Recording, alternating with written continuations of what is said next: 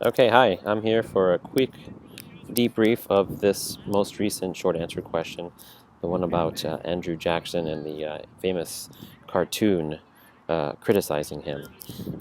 Here's the prompt. The image is available on in the instructions on ManageBack. Uh, let's go over what a sample response might look like. So A, briefly describe one perspective about politics in the 1830s expressed in the image. So basically they want you to talk about what is the point of view of the message. Who is who do you think has drawn this cartoon, and or what do you think is the person's perspective on the, the topic of the cartoon, in this case Andrew Jackson.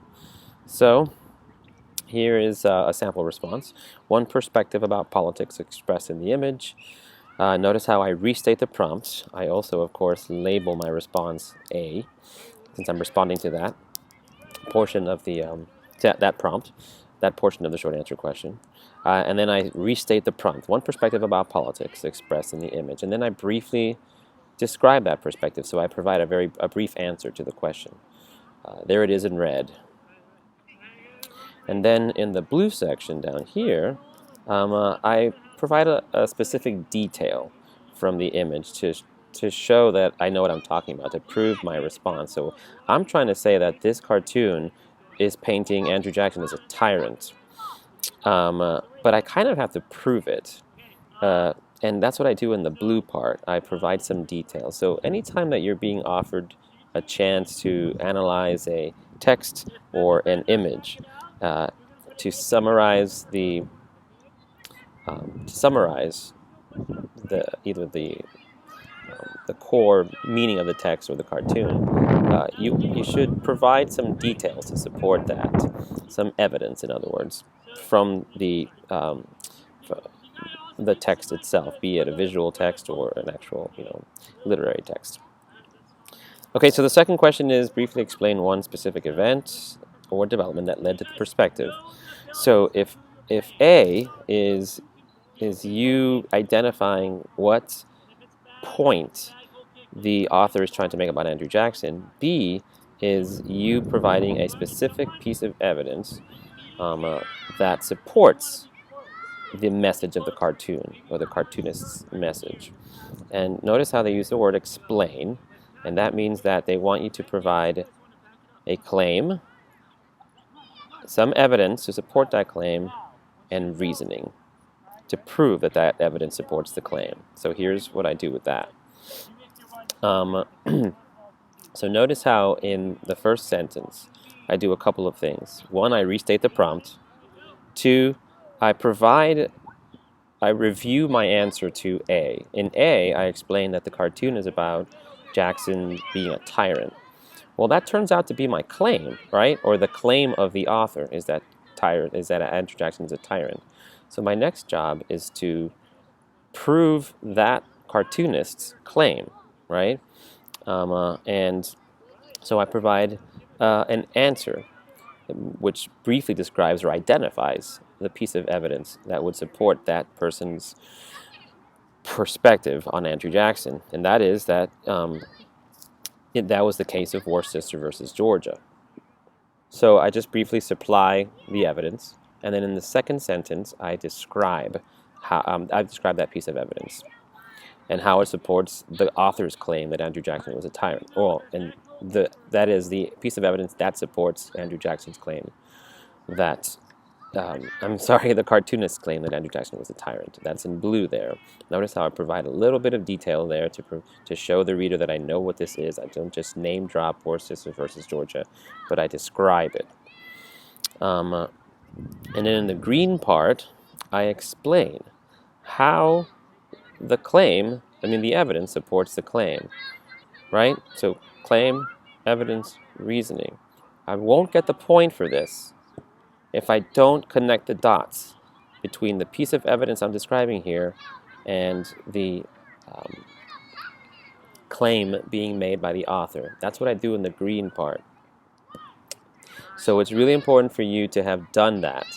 Not just describe the evidence, but explain how that evidence proves the author's claim that Andrew Jackson was a tyrant? So have a look at yours and see if you did that. Give yourself a point if you did, and don't give yourself a point if you didn't. And then for C, here they want you to describe a specific effect.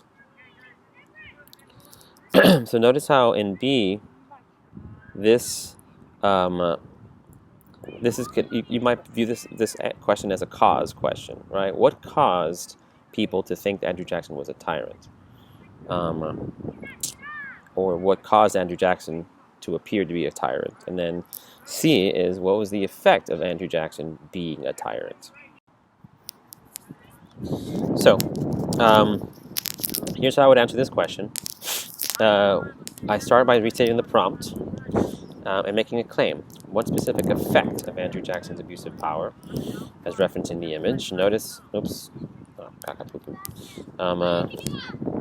well, ignore this B, I should say C. That's a minor problem. First, so remember that it says briefly explain one specific effect of the political developments referenced by the image.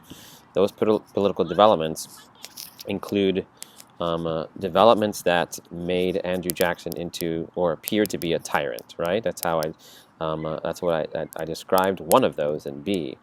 Now I have to describe the effects of developments that made Andrew Jackson appear to be a tyrant, or the effects of things that Andrew Jackson did that were tyrannical in nature. So I make my claim. One specific effect of Andrew Jackson's abuse of power, as referenced in the image, was Indian removal. So Andrew Jackson abused his power, and that's referenced in the image, and I've described an example of that in B. Now I describe the effect of that abuse of power, or one of the effects, right, which was Indian removal. So I make my claim. In blue, I describe a piece of evidence to support my claim. Jackson signed the Indian Removal Act, and then I describe that Indian Removal Act, and just, with a little bit of detail. And then in the green section, I explain why my evidence was an effect of those developments referenced in the image. So the developments that were referenced in the image was that involved Andrew Jackson being a tyrant. I explain how Jackson abusing his power by ignoring the U.S. Supreme Court's ruling, which I talk about in B, is what led to the loss of protection for the Cherokee in Georgia and other places in the Southeast. And that ultimately is what led to the federal government being able to engage in Indian removal, which led to the Trail of Tears.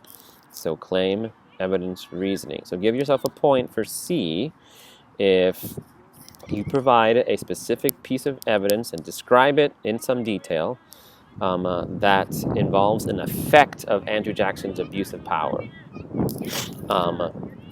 Then explain how that piece of evidence supports the claim that Andrew Jackson caused this by abusing his power. Please feel free to email me or come see me if you have any questions. And please make sure that you follow this by doing a debrief that's required after this. Thank you.